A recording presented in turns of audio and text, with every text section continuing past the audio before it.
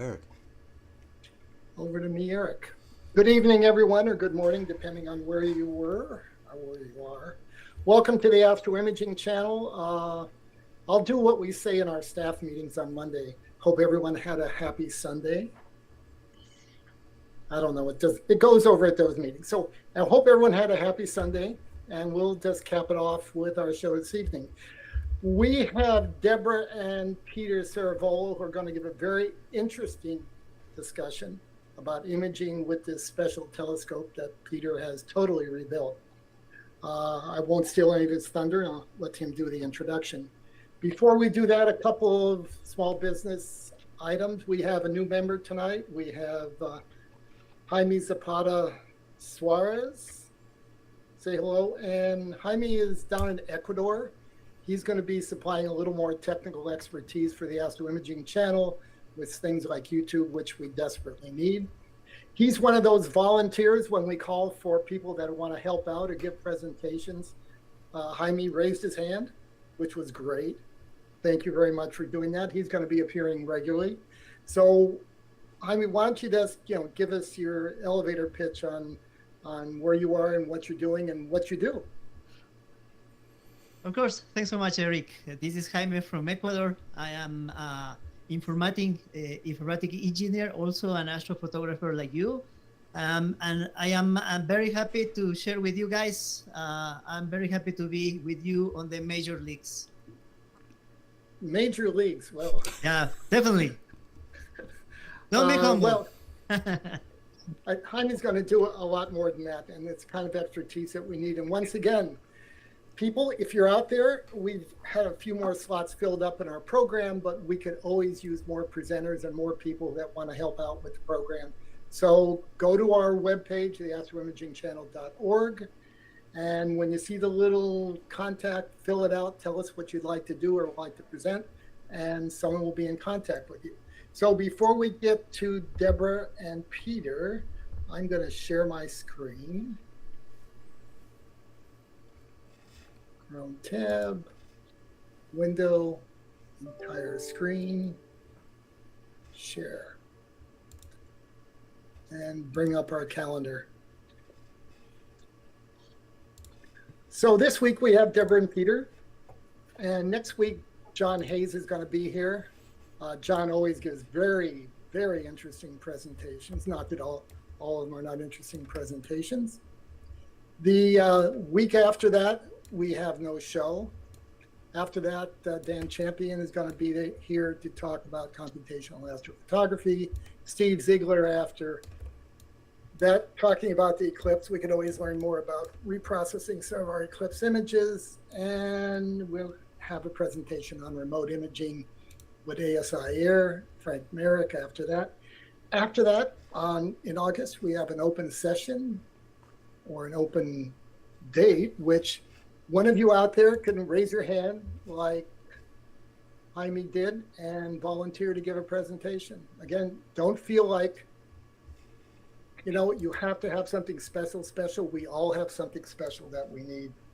So I'm going to stop sharing.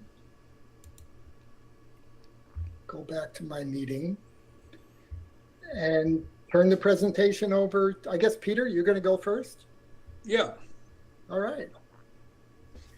And basically to start off by saying that for the last numerous years, I've gotten into the habit of rescuing telescopes from educational institutions primarily that have fallen into disuse because of changing priorities in the administration and the faculty. All kinds of issues come up in an educational institution that cause certain equipment to become surplus. And behind me here is one of those instruments. It's a 16-inch Boller and Chivens Cassegrain reflector. And this is a really unique piece of what I call Yankee hardware. American made 100%, not just 50%, it's 100%, built in Southern California at the dawn of the space age.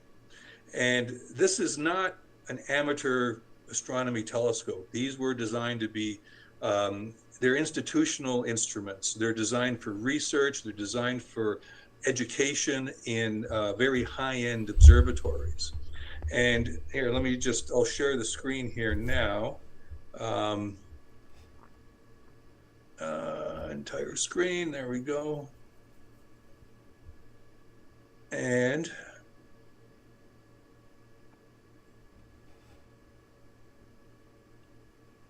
how's that? You got that? Can you see that screen now? Yes, we got it. Yes, Yes, we Peter, do. go ahead. Peter, when you ask a question, we all have our mics muted. It takes us a few seconds to unmute Okay. the mic. Either that, or you have been disconnected and you're now talking to One other thing before you start back again, Peter. There's always a lag between the meeting live and the time it gets out to YouTube. Tonight, it's excessively long. It's like, I haven't checked it out yet, but it's way longer than the average 14 seconds. So be prepared for things to be a little bit out of sync. Okay. Can you hear me? Yes, you're doing fine, and it'll go fine. It's just that there's a little mismatch a bigger mismatch than we usually have to deal with. Okay. So here's an image of a 16-inch Boller and Chivens in its 1960s glory. It's an observatory instrument. I believe this one was up at Kitt Peak. So it's up there playing with the big boys. And you can see that the 16-inch telescope, that tube assembly, is roughly around 20 inches diameter. It's not small. And check out the huge instrumentation behind it. It's probably the better part of at least 100 pounds, perhaps more, of aluminum, optics, electronics, and all kinds of stuff. And these instruments were designed for research, designed for observations of primarily photometry. It's an F-18 system, which means that it's really, really slow, high power. And what they would do is just focus on one particular object, like a star, for example, and measure, variations in brightness over time. And this is the kind of research that these instruments were used for. It was not for general observing. It wasn't for looking at the Orion Nebula or the moon or what have you. These were used for research. Now, some of these did wind up in universities. And in fact, one of them did, and that's the one that we're talking about is the one here at Berea College in Kentucky. It was mounted up on this is above the fourth floor, I believe, or the fourth floor of the science building in at Berea College, in that tall cylinder with the dome on top. Very exotic installation, the installations this is typical of a college installation where it's mounted on top of an existing structure. Now, to be quite frank, it doesn't always work well in terms from the point of view of performance, but accessibility in many respects is just as important as performance in these instruments so that the students can get at them and have experience using them. And here's an image of this particular telescope in that observatory. And to the right is Dr. Smith Powell. He's the academic, the researcher at the college who made this observatory happen and made sure and brought the instrument in, got the funds to have it donated, and the funds were, exorbitant. This kind of instrument is very expensive and takes a lot of money to install, a lot of money to acquire, and also, to be quite frank, to maintain. And the telescope was used for quite a number of years. And another key individual in this saga is Jeff Hutton. Here, Jeff, as a young student at the college, obviously in an open house sort of situation, providing astronomy outreach to the elementary school students. And Jeff, the telescope was near and dear to his heart while at school and after school. And here, this is an image of Jeff and Dr. Powell decades later, basically taken in current times. And Jeff sent out a note to the Cloudy Ninth group, the Classic Telescope, saying that there's a telescope that needs a home. And it's basically the Berea College 16-inch Boller and Chivens. The building was going to be torn down. And so the telescope needed a home. So Jeff put out the call and fielded inquiries. And I was one of those. I was one of those that responded, saying that I am interested. And so let me just go to the next group of slides here.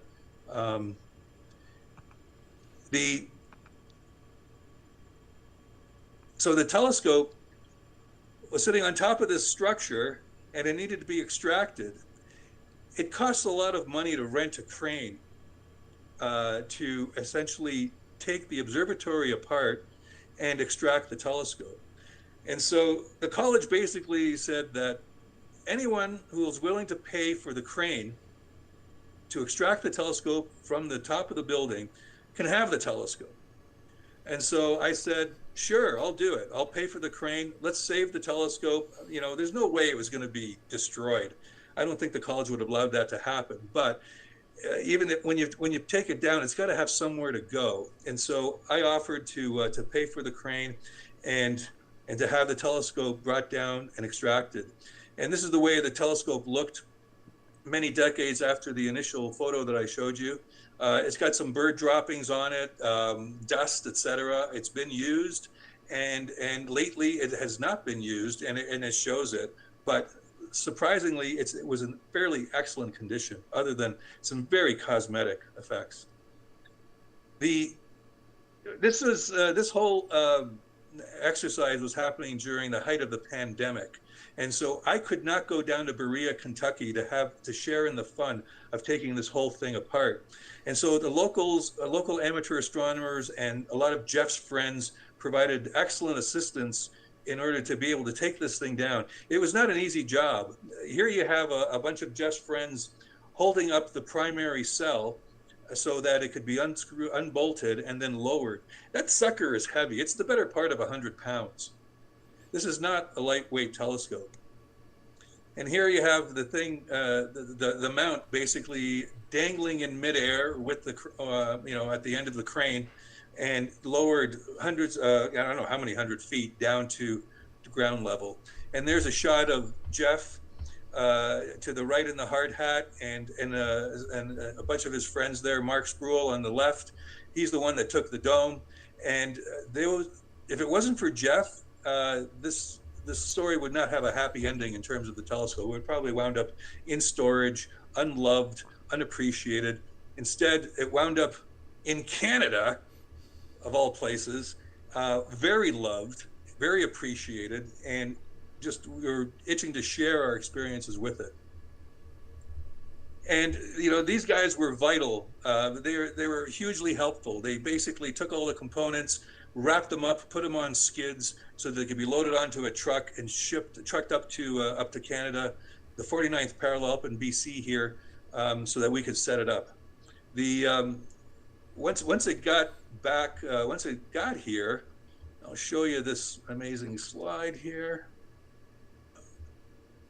Here you have the instrument in pieces in my shop, and everything is in a bit of a disarray. And this is not unusual. This is the shop at the height of the activity. What you have here is 3 projects simultaneously in action. In the middle here, the blue thing, that's the Boller and Chivens. To the right is this big 36-inch instrument that I've been working on for a number of years.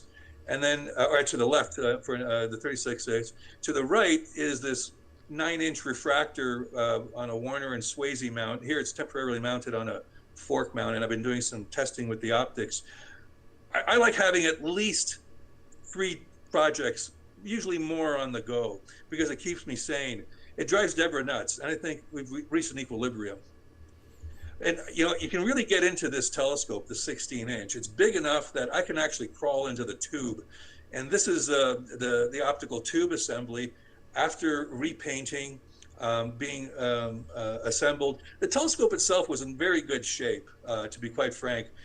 All it really required was some re-illuminizing the optics, repainting the tube components, and then basically reassembly. Here's the primary mirror mounted in the I guess the center section of the OTA, and it's in its cell, and you can see this long baffle tube. You know, when you look at this, you think, how could any light get through there? But amazingly, this telescope has a half a degree field of view, which doesn't sound like much, but it's an F-18 7.4 meter focal length system. And the interesting thing, the reason why I'm showing this slide is because the baffle tube being so narrow and so long, it shields the focal plane from a lot of extraneous light. And it actually allowed us to observe objects, stars in the daytime. And Debra will touch on that in her presentation. When you're playing with these instruments, legacy instruments, these things were built like battleships, and you have to be able to lift them. And initially in my, you know, when I got playing with these large instruments, I would rent a forklift or of some lifting device. Finally, I got to the point where I realized that I'm going to be doing more of this. I'm really having a good time. So I picked up a secondhand forklift, and it's indispensable to be able to basically, you must have something of a heavy lift capability to be able to maneuver, move around, and to be able to access this heavy instrument. That assembly that you see there, the polar cone, that's actually the mount. That's the entire Boller and Chivens mount, minus the OTA. And it's essentially a German equatorial mount fundamentally. But the polar shaft has been wildly extended. So it's called, by strict definition, a torque tube mount. So the polar shaft, you can see it's pointing roughly at 49 degrees, which is our latitude here on the 49th parallel. We're just over the border in Washington State. And it weighs the better part of 2,500 pounds. Extremely heavy, extremely well made, welded steel components. They're just not built like this anymore. Peter? Yeah. Are you going to describe the design, the optical design of the telescope at some point? Is it a Cassegrain? What is it? Yeah, basically it's a Cassegrain. It's it's just like, for example, in the modern times, like a plane wave, for example. The tube assembly, here's the primary here, you know, the primary in the back. I should have had I guess I'm so deep into this stuff, I figured everyone would know what a Cassegrain is, but essentially the primary is in the back. You got a long baffle tube. When the whole telescope is assembled, you'll have a secondary that the light bounces off the primary down to the secondary and then down into the baffle tube to the focus and behind the back plate of the telescope. And there's no corrector plate in front. No, it's just a straight Cassegrain, just two mirrors. That's it. There's no corrector plate. There's no no corrector lenses within the baffle tube like there would be in a CDK that, say, for example, PlaneWave would offer nowadays. So it's a fairly antique sort of optical system. You don't see a lot of plain Cassegrains offered in this day and age. Thank you. Yeah. And so here's the mount itself on its side, and I'm working on the drive system. The drive itself, the drive gear is 20 inches in diameter. Beautiful piece of equipment, amazing. And all it needed was to be cleaned of old grease and just buffed up a little bit. And like I said, the mount was in exceptionally excellent condition. Now, you know, I'm going on at length of how wonderful this telescope is, but there's a reason why these instruments became surplused. And the reason being is the way they were built underneath. Here in the skirt of the telescope, on the left, you'll see the drive system. It's an extremely complex electromechanical system. because this telescope can slew at high speed, track and position and guide. It was able to do all that, but it had to do it with a complex assortment of gears, power supplies, all kinds of stuff, very complex. This is the telescope on the right-hand side of the frame. This is the telescope as it sits today. It does exactly the same thing with one motor and a power supply. That's it. And a computer, of course. So it's amazing. You can see the march of technology from the 1960s to basically the present, and how much simpler the instrument can be. And the problem with these telescopes is that those that have not been the drive system has not been updated to get rid of all that old stuff. That old stuff decays, deteriorates, and then becomes non-functional. And what usually happens is that the administration doesn't know what to do with it, so they get rid of the telescope, because all the craftsmen and engineers that built this thing have either long retired or have passed. And so it's easier just to essentially get another telescope. And this is where people like myself and other people who have the aptitude mechanically to be able to play with these instruments and bring them up to date. You can get these things for basically the cost of moving them, and you fix them up, clean them up, put a new drive system in, and you're off to the races. It's a wonderful value. Now, this is one of the first times we put a camera on the telescope. It was a Canon R6, and I think this is M29 in Cygnus, and this is an 8-minute exposure, no guiding, nothing, just let the thing rip. And so you're thinking, well, it's 8 minutes, so what? But this is like 0.2 arc seconds per pixel, extremely high magnification. And it's at 8 minutes, the worm has rotated twice. So if you're going to see periodic error that you need an auto guider to eliminate in order to get good images, you don't see it here.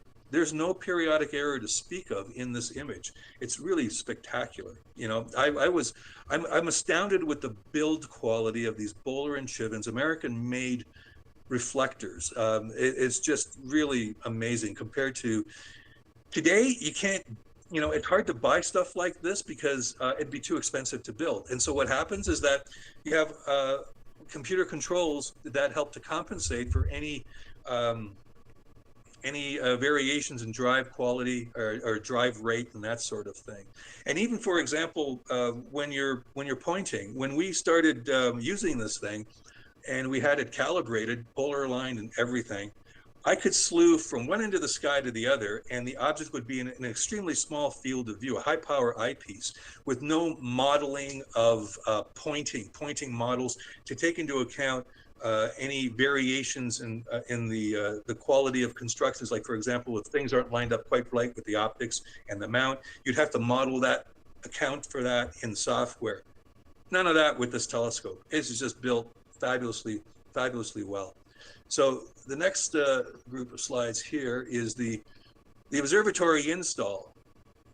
Once I had everything back together again, it was time to actually stick it in the observatory. And of course, you can't do that without a forklift. And here I'm basically moving the base into the dome, and this thing is a really tight fit. There's really no wiggle room, because this observatory was not designed for the Boller and Chivens. I tell you, there's about finger width clearance with some of the hardware, and here's the base in the observatory. And in order to attach that big mount onto the base, it has to be bolted on to this flange here. And the person that needs to do it has to be inside this base. And it's not big.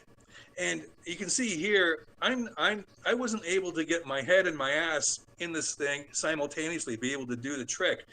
I just couldn't fit in there. And to be quite honest, I think I got some effects of claustrophobia. I mean, it's just a really tight space.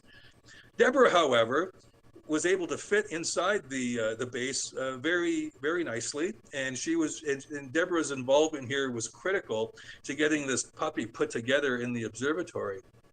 Now, as I mentioned before, the actual mount, the polar cone and all the rest of that is extremely heavy. So heavy, in fact, that I was not going to do it with the forklift. There's just no way. There was not enough of a safety margin to be able to lift that thing into place.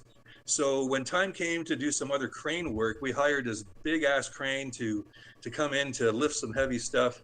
And part of it was to put the Boller and Chivens mount. Here's the base here, as you can see, and then the whole mount is lifted and positioned into place. And we had to take into account the latitude and everything else. And here we have Debra doing her thing inside the base, making sure that those bolts are tightly screwed down so the thing stays together. Now, you know, this Boller and Chivens, I sing praises of the engineering, the fabrication, the design, all of it. There's only one thing that I think is just where I think, what the hell were they thinking? And that is this base.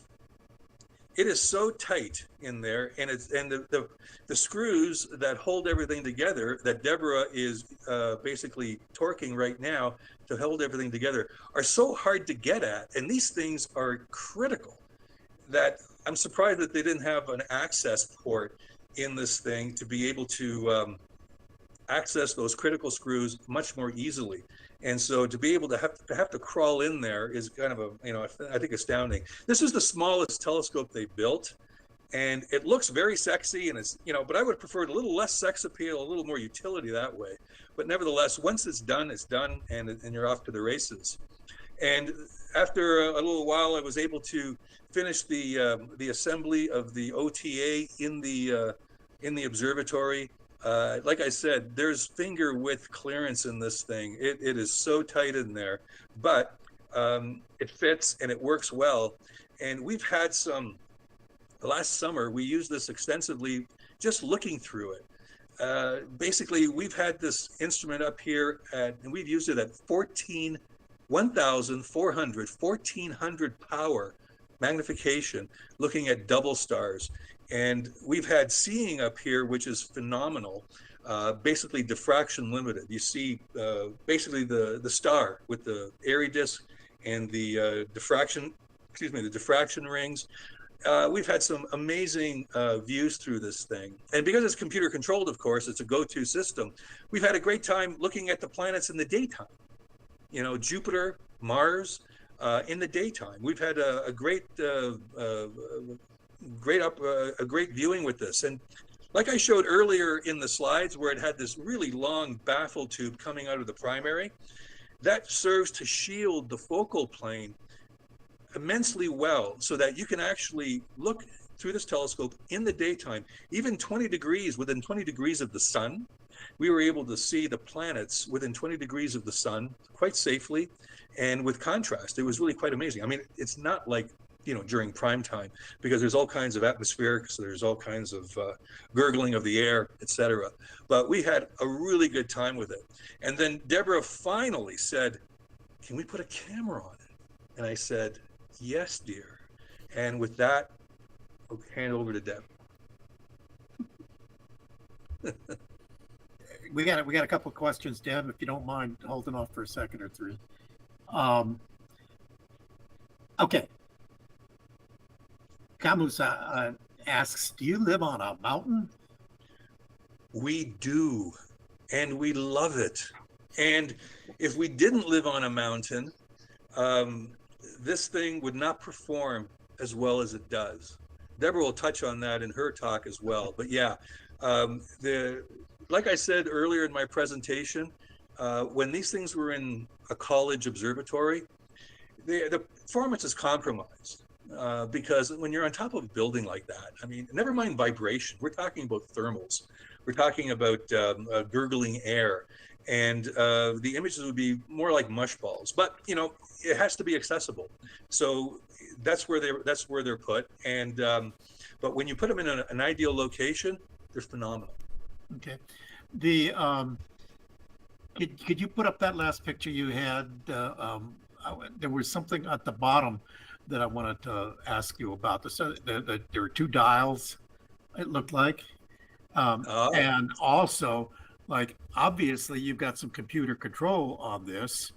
Does your computer tells what latitude, longitude it goes to go to, or not latitude, but RA and deck to go to? Tell me about that. Okay, let me bring up those slides again. Whoops, hang on a second here.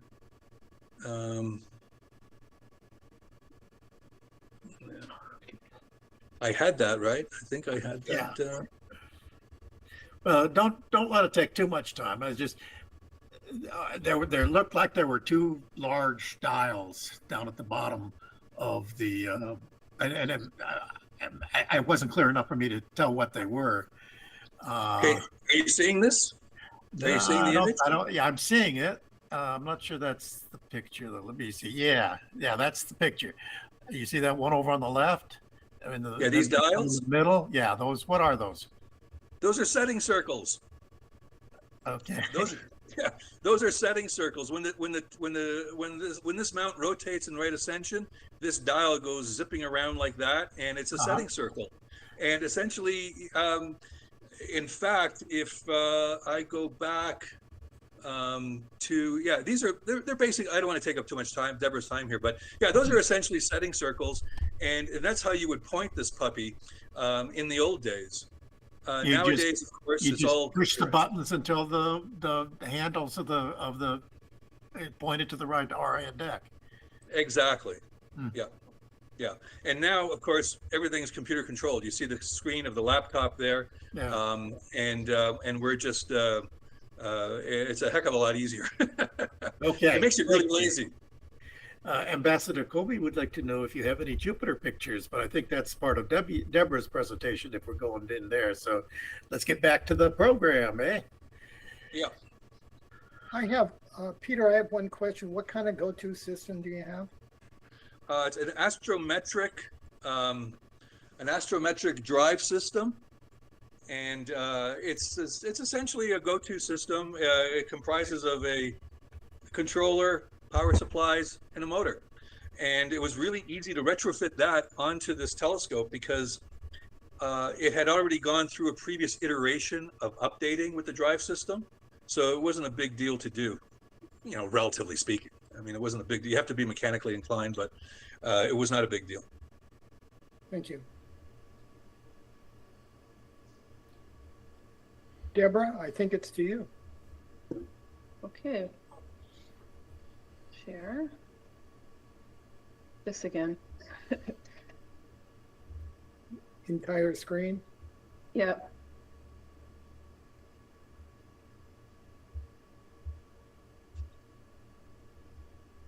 Okay, let me know if you're seeing it. We are. And there's a lag. Yeah, that's where I want to start. Okay. So yeah, never mind that one. The joys of high resolution imaging. Well, we did get a lot of images, well, a few images. This is everything we got starting last fall, I believe, for about a 6-month period. And with the 16-inch Boller Chivens telescope at f/18 focal length of 7,400 millimeters, it's a really tiny piece of the sky. And so basically you have to go after really tiny objects or portions of other objects, which could make for very interesting compositions. But I'll talk about all of these a little bit later as we go along here. So, but first, here's a view from, I don't know if Peter showed the observatory on the left is where the 16-inch is installed. And this is from our property. And the observatory on the right is the 12-foot Astro dome. This is where I had my beloved 12-inch astrograph that I did imaging with for the last several years. And it's now not in there. It's been replaced by a 36-inch project, and we'll talk about that later. And so here's Peter doing visual observing, and all last summer, we had a lot of fun looking at everything in the sky. Like we looked at Jupiter, we looked at Saturn was like the best view I've ever seen in a telescope. Actually, everything we looked at was the best view I've ever seen in a telescope. So it just did prove to be such an amazing thing, amazing system.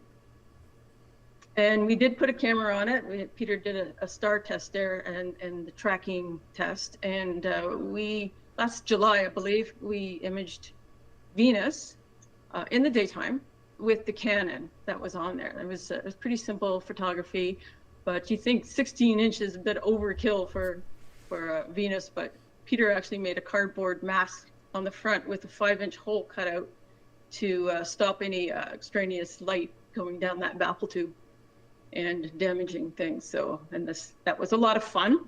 And so I suggested, hey, let's put a CCD camera on it. And I said, careful what you ask for.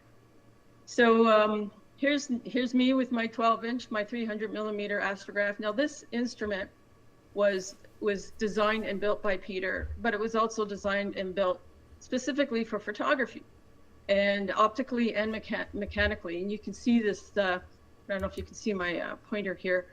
I guess if I can see it, you can see it. So it has this shell around it where it has plates where you can attach a guider, all kinds of peripheral guiding scope, this computer, the Prima Luce on the top, which is where everything is powered through, and nice tidy wires, and sitting on this paramount. Mind you, I think this whole system was a little bit too much for this paramount because I did have a bit of issues with wind and so on. But this is a study in contrast here. On the right, of course, is the 16-inch Boller and Chivens. By the way, I nicknamed it the bowl of chips. That's we can call it that for now on. But anyways, we decided to put an S-Big Illuma 694 CCD camera and filter wheel on the back here. And we're just playing around, testing, and see if we actually get anything, if we like using this instrument. And at the time, I didn't have any instrument to use. So I said, okay, well, we're going to use this one for a while. And I laugh at this slide because it actually reminds me of me and Peter. Like, I like things neat and tidy and organized, and Peter is a little bit more chaotic, I think. So anyways, here we got a lot of a bit of mess going on. It's not quite as optimized, and maybe it will be, but at the moment it is not. So again, it's the here are the specs on it. It's an f3 primary mirror, f18 overall, 7,400mm focal length. And I tell people this, and they think I'm crazy. Like, I think maybe we are, but it's still doable. And then the camera that we use has a 4.5 micron pixels size. That gives us a 0.13 arc seconds per pixel resolution, which is, I think, extraordinary. Very, very tiny and good resolution. So let's go back here for a second. You can have a great telescope and a great mount, but what's even more important is a great sky. And that's something that we have here in the Okanagan Valley. We are actually on the northern tip of the Sonoran Desert that reaches all the way down through the United States and into Mexico. And like Peter said, we even have rattlesnakes here. Yesterday, I encountered a rattlesnake right outside the observatory, a very big one. But we're used to that. We're aware of that. But we do love the skies. The seeing has to be really, really good, or it's just absolutely not worth it. I would never use a system like this in Ottawa, where we used to live, because you never get good seeing there. So here are some of the images. I love planetary nebulae. They're my favorite objects to image, and they're great targets for a long focal length system. Deborah, before we leave, there was a question about your altitude. You mean, what's the altitude? We're at 3,600 feet or 1,100 meters. We're 2,000 feet above the valley floor. Okay, thank you. Okay. So yeah, the planetary nebulae are very good targets because they're tiny and they're bright. And you kind of need that brightness for a long focal length. And that's another reason why we chose the Illuma CCD camera, because it's a very, very sensitive camera. And so that worked really well. And talk about each one of these individually. The little dumbbell, all of these images, actually, I'll go back a bit. All of these images were mostly for testing. I didn't really get serious. In the past, I've always imaged objects into the 10s, 20s, 30s, 40 hours of data. This is like all under 10 hours. Some of them, like for example, the little dumbbell is only about an hour and a half of only narrowband data. Because when I do planetary nebulae, I don't, or any nebulae, I don't use broadband filters. I only use narrowband because it would smear it out, and then it would ruin the point of doing high resolution. So basically, because it's only an hour and a half of total data, and I think it's hydrogen alpha, hydrogen beta, maybe nitrogen, and some oxygen. And there's a lot more nebulosity all around it, but you'd have to go a lot deeper and get a lot more data to bring that out. But I was pretty pleased with what we were getting in the center of it's also known as the apple core nebula. By the way, planetary nebulae, one of the reasons why I love them is because it's actually the fate of our own sun. They are single stars in the process of dying. So basically they're using up their hydrogen fuel and helium fuel in the center, and it becomes unstable and it blows off its atmosphere and exposes a really hot core of the sun. And that energizes and ionizes all the gases all around it, and it emits at certain wavelengths, which we can see as a certain color. And by the way, every one of these are spectrally mapped. And I've actually given a presentation here a couple of times talking about the way I spectrally map my narrowband objects. And it's basically just colorizing them according to their spectral wavelengths. So the Ring Nebula, I think, turned out really good. One of the things that is tricky about this field of view and this image scale is that you don't have a whole lot of stars to work with, and you need stars to stack images. And I ran into some limitations using PixInsight because all of the stars, especially this one, they're oversampled. And so PixInsight doesn't recognize oversampled stars. They're like 10 pixels or something. And I've been told that I can use a different process called, I think, dynamic alignment. I haven't done that yet. Usually you have your own workflow that you kind of stick with. And I found that I couldn't do hardly any of my workflow with this setup.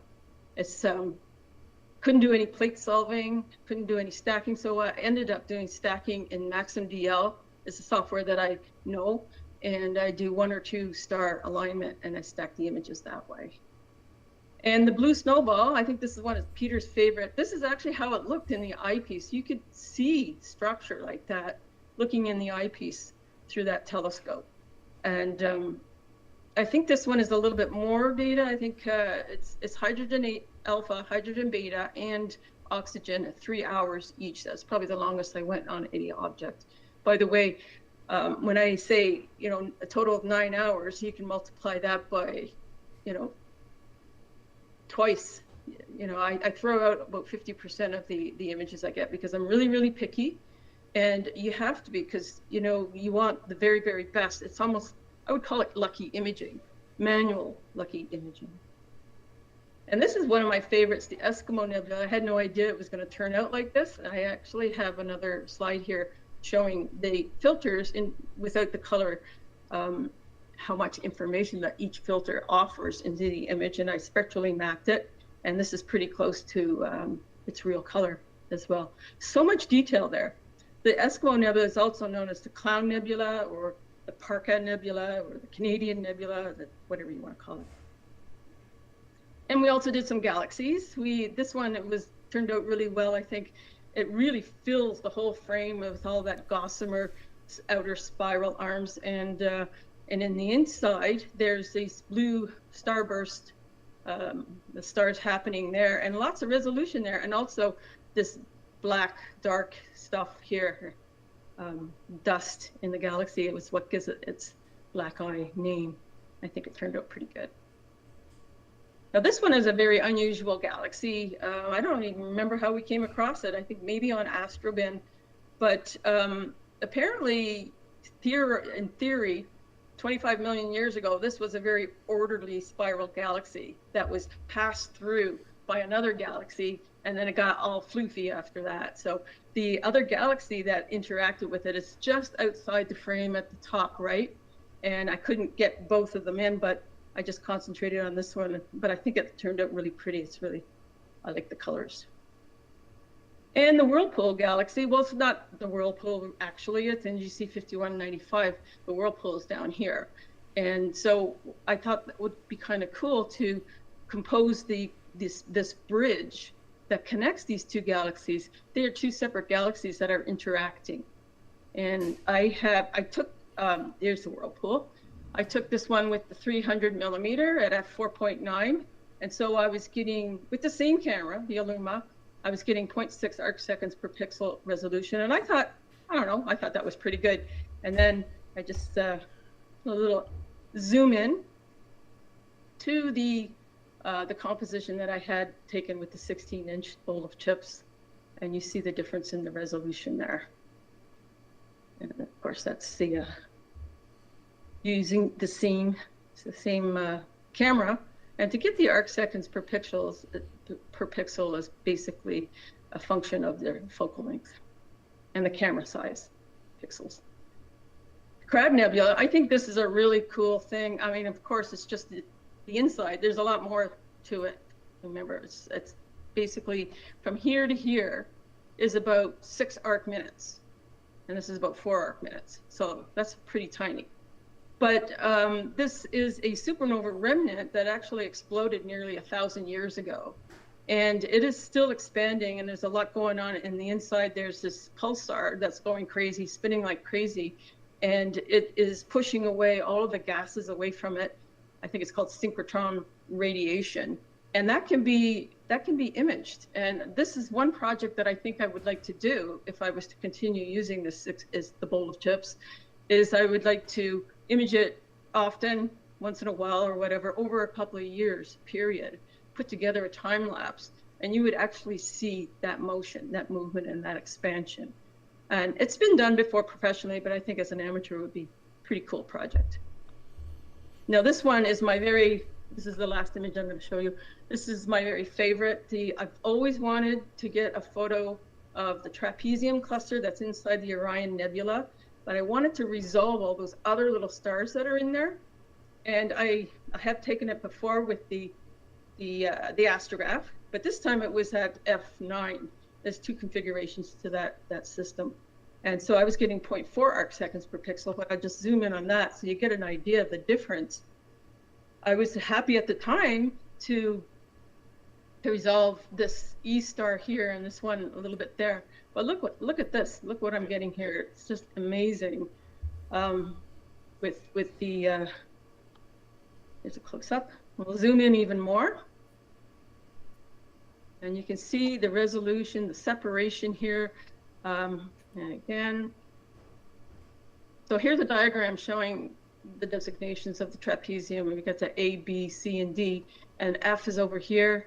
I was getting that F and E very well separated, but there's also other little things in here. You see this? This is G and I apparently, and H2 and H1 are right there. And then I noticed there's something here. There's another star beside F, and I hadn't found any other images that showed that extra star there. So I thought, is this an artifact of deconvolution? When I was, this is not deconvolved here in this image, but when I deconvolved it, it was showing up as a bright star. And I thought, well, where did that second star come from? And then I found a Hubble image, and then, yes, indeed, there are things here. This is, there it is there. I got an arrow there. And these things have like cometary tails. They're actually called propylids or protoplanetary disks. So we actually imaged a protoplanetary disk. This is like a brand new star, and its disk that it was born out of is evaporating, and eventually planets form around that. And so there's a couple here, even H1 and H2 are propylids, and then this one as well. So I'm going to here show deconvolution effects BlurX. I was using BlurX, and its default setting is really aggressive, really strong. I find that maybe it's this image scale, it's more aggressive for some reason. Maybe there's more to bite into because everything is oversampled. So I think it turned out pretty good. What would I do in the future? We have a whole summer ahead of us, so I'm thinking maybe we'll I'll do some more planetaries. There is one object in the Pelican Nebula called HH555, which is these jets coming out of an area that's newborn stars. I think I'd have to go a lot deeper with that though, and I would like to stay on an object for longer and see what we can do with that. So there are many challenges. Excuse me, before we go into the next section of this, we have piled up a few questions, and we might need to look at them if we could. Camus wants to know whether a while back we had a slide with some 3-inch eyepieces in it. Did you have 3-inch eyepieces on your when you were doing visual? No, I don't think so. Okay. No. Let's There's see. just 2-inch teleview eyepieces. The longest focal length was 35 millimeter focal length. Okay. Camus wanted to know, have you tried a CMOS camera with it?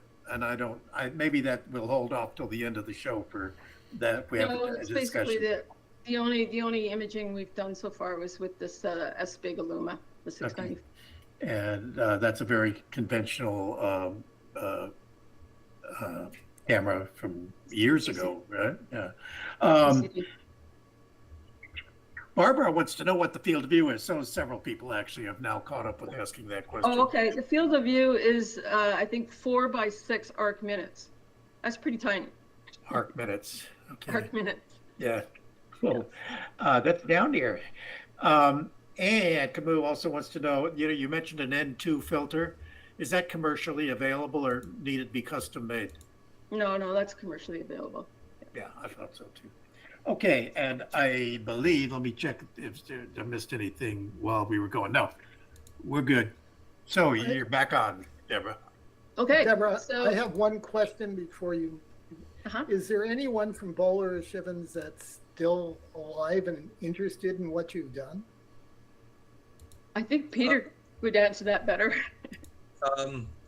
Probably not. No, Boller and Chivens, no, that generation is, it's like our father's generation, basically. All the people that, it's like the people that put the Apollo astronauts on the moon, it's that generation. So a lot of them have passed. This thing was produced in 1960. What year was it actually? It would have been produced in the mid 60s. In the mid 60s. Okay. Oh, and there was a question. When you were putting the telescope in the dome, did you have to modify the dome? Did you take the top of the dome off and drop the telescope in or anything? Or did it manage to fit through the door, etc.? No, it was a 2-stage approach where the actual mount itself, like that polar cone that you see behind me here, that without the tube, I kind of like slipped in through the door, and then the crane reached down in through the slit, lifted it up, and then we put it in place. So it was a 2-stage approach. Yeah, this is a really tight fit here. I can't tell you how tight this fit here. And barely have enough room to change your mind. And the tube got in there through the door? Yeah, just in sections. It gets assembled in sections. Okay. Yeah. And galactic. One more thing. Careful, Peter. Alex and I are both of that generation. We could have been working. I was in high school when this thing was made. Okay, but I didn't help him with it.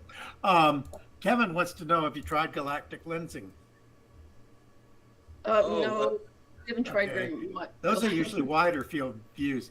Barbara wants to know if you have automated focusing. We have a manual focuser that I actually have to go out to the observatory and do. I can't do it remotely.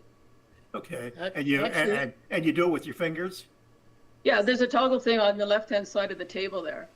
No, it's an electronic focuser that currently is operated manually.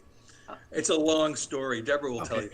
But manually means pushing the buttons on the electronic focuser. Okay. That's right. Like I'm so used to doing everything remotely in my office in the past, where I could focus everything there. And this I have to get up and check focus, and I have to go out to the observatory again and move the dome. And Okay. We usually just toss in the questions, but Henry has added something. Bob Goff, and I think I knew Bob Goff from our TMC days, if I'm not mistaken, of Tucson, had worked for Boller and Chivens, and he passed away several years ago.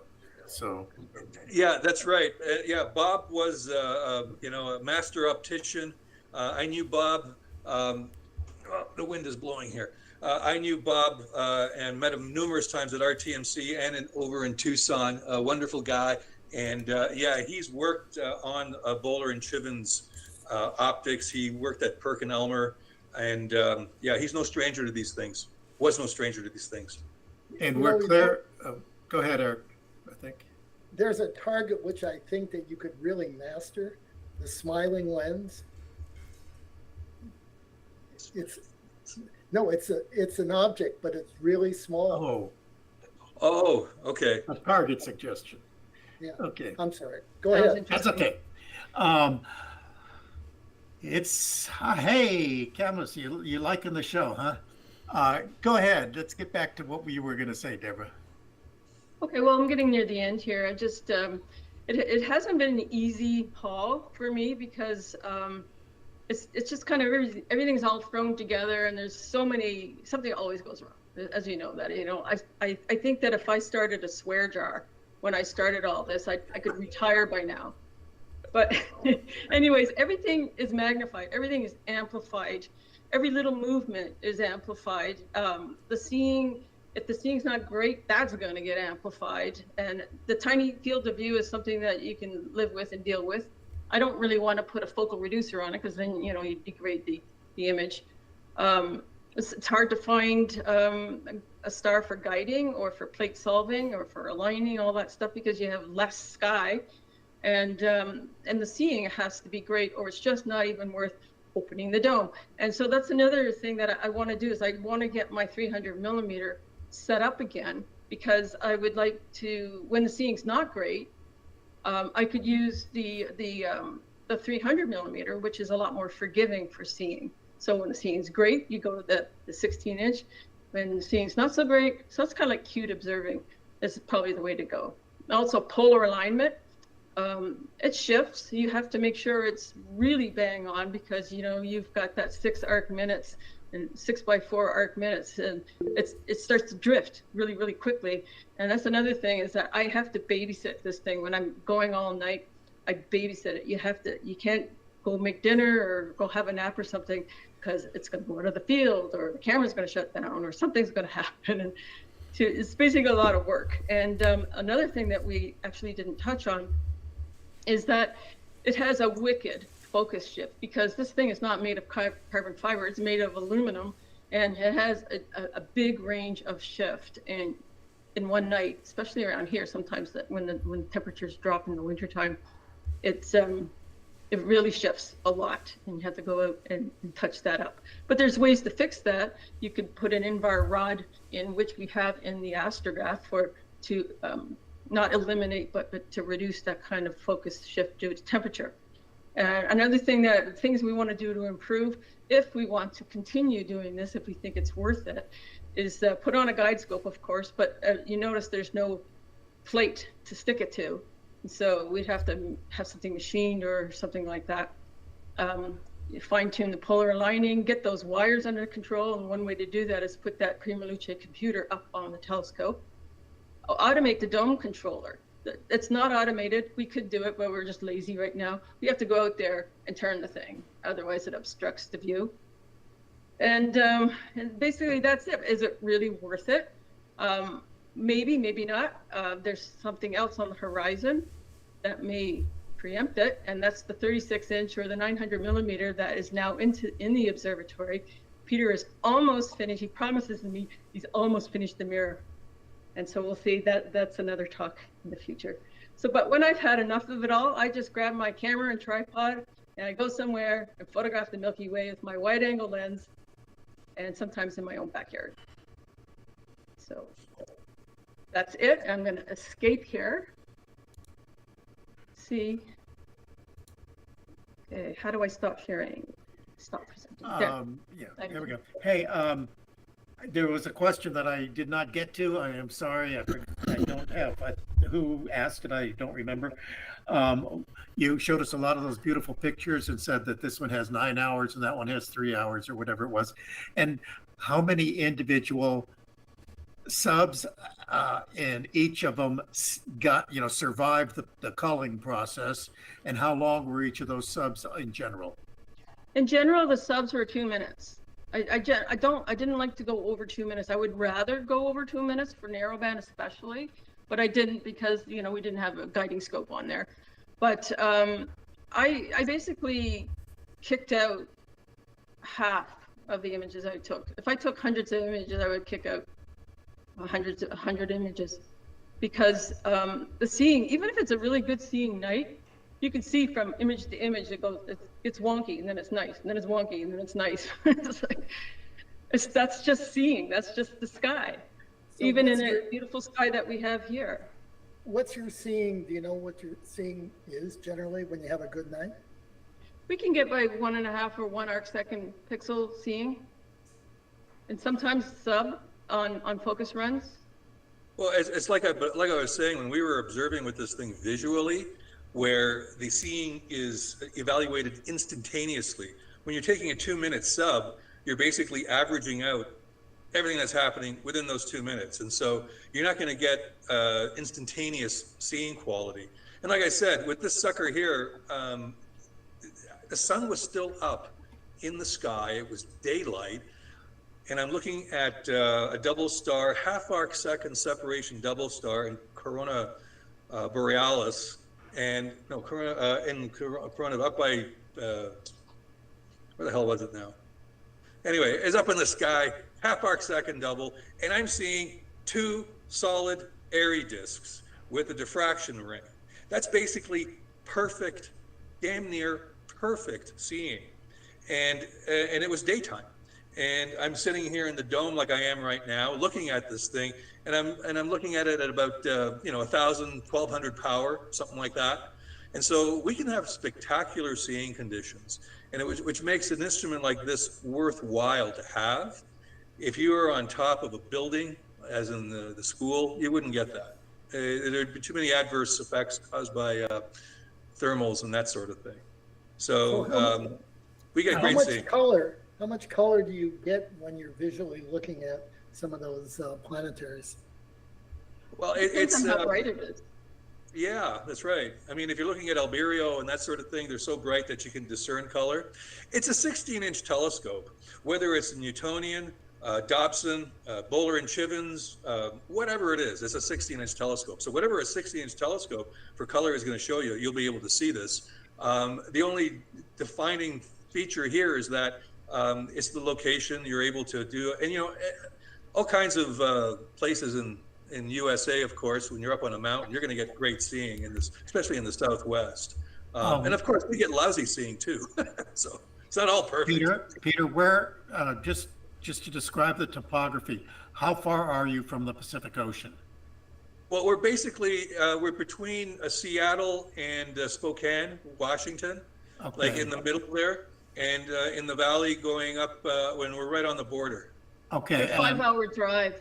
So you've already got a coastal range between you and the ocean where the stuff has come in, hit, got roiled up, and sunk into the valley and then back up across your mountain. Yeah, it can, like I said, we get it all. We can get fabulous seeing. It's when the jet stream overhead in the upper levels of the atmosphere, when the jet stream is arcing up above us, we can get spectacular seeing. Even in the winter, we've gotten spectacular seeing in the winter. And I think what else is it? The transparency here can be excellent because we're on a mountain. We're not in the valley. And so when you combine all that, like Debra was saying, that blue snowball, NGC 7662, when you're looking at things, it's so bright, you can actually see a lot of the structure that you can see in the CCD image.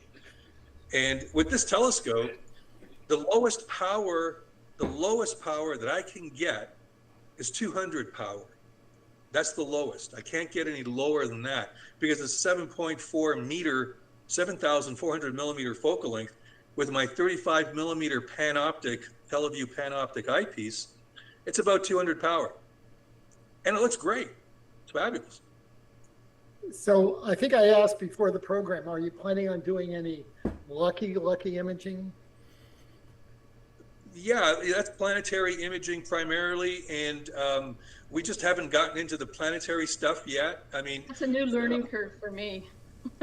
Bring back your first Jupiter picture. yeah, you see, this is the dynamic here, is that I mess around with the hardware. You know, I enable Debra is what it basically boils down to. And so I make the telescope work. Debra suffers through the image acquisition, whether it's optimized or not. And then she turns all that hard data, you know, sitting on a disk into something worth looking at. If it were me, you would be seeing monochrome images that may look okay, that sort of thing. And so it's wonderful that Debra, basically takes the data out of the instrument and makes it look, you know, worth looking at. You know, she massages it and calibrates it and does all those, you know, evil things with the software tools available today. Because that's not my skill. I don't get into that stuff. Are you planning on doing any RGB imaging? You said you do all narrowband so far. All the galaxies were LRGB. Yes. There's a question from Henry. Have you considered Herbig-Haro objects? Yes, in fact, I mentioned that I want to go after HH555, the one in the Pelican Nebula. I'd like to really get in close and see what it can resolve in there. But there was also the Herbig-Haro objects in the Orion trapezium, right? You resolved those, if I recall. Yeah, I didn't know which one's which. So. And Terry wishes you a happy Canada Day. Thank you. Well, we're pretty much on time. That was great. It makes me want to take a trip to Canada just to go back to Washington and see. That's where I'm from, and just see it, just to see the telescope. Well, you're always welcome here. Wherever you are now, you're north of Eastern Washington, just over the mountains. We're right on the border. In fact, you saw some of the photos that I showed of the observatories. You're actually looking at Washington there. Okay, are we all set? We got all the questions? Yeah, we're good, I think. We're good. Well, that was great, 2 presentations. I really enjoyed it. You had a tremendous audience. Oh, good. Over 100 people. Awesome. Thank you. No, we didn't do anything. You guys did it. And of course, you can come back, you can come back and see how many people watch the show on YouTube. And my suspicion is you're going to have a few thousand people. Yeah, we were at 115, 118, which is about 30 or 40 ahead of where we usually go. And most everyone say, sometimes yeah, towards the end of the presentation, it tails off. You still got 110 people here, which is basically your whole audience. So awesome. Congratulations. You are both welcome back anytime. Maybe with the 36-inch. Yeah, that's 36. What is the 36-inch? Tell us about that. It's an experimental optical system that I've been working on for a little while, and it's kind of like a proof of concept. It uses all spherical optics, actually, and it's the sort of thing where if it was possible for people in our realm, the astronomy enthusiasts, to have meter class optics, it would probably be a system like this. And so what I'm doing is I'm building this as an experiment, and to see how it works. It's going to be a bit of a bear, and prove the principle. And I'll probably have there's on this, just to change gears here real quick, just remind me, there's an extensive blog on cloudy nights on the Boller and Chivens telescope that goes into great detail, the internals, the optics, the this, the that, all that kind of stuff that we don't have time for in this presentation. But if you go to the Cloudy Nights Classics I think there's a website, link here. There's a link to this channel here. yeah, so you go to that and you can you know, peruse all the details of this classical Cassegrain, beautiful instrument. I love the telescope. It's fabulous. Yeah, you know, Hey, that Peter. comes across, Peter. Peter, Peter, where you just pointed now is you were pointing up at what looks like a focuser. Well, how do you focus? Is it a moving mirror, or do you have an auxiliary focuser on the back? No, it's just the camera goes back and forth. It focuses like you would any other. We use an Optec 3-inch focuser on this sucker. Okay. And a funny story, Deborah was saying that the focus shift is a problem with this. It is such a problem, and we call it a wicked focal shift, because when you focus this thing in the summer, come winter, the focus is knocked so far back because the tube is contracted. It knocks the focus so far this way, away from the telescope, that the focuser itself doesn't have enough range to accommodate the focus shift. So now I have to put another spacer in front of the camera to move it out. And there, she's pulling out her hair. You should have Deborah back to talk about, to do a potty mouth astronomy talk. She's got so much material, using systems like this, which are experimental. This wasn't designed to do astrophotography, astro imaging. We're forcing it. I mean, it's not hard. I mean, all it takes is patience. And the reason why it's non-optimal right now is because before I spent a huge amount of money and effort to machine things and modify things and optimize things, I wanted to use it for the system for at least a season to get a feel for how it operates. Right? Because you don't want to start changing things when you don't really know your system.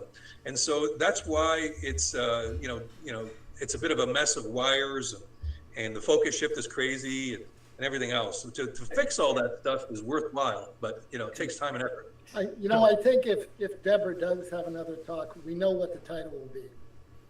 Potty mouth astronomy.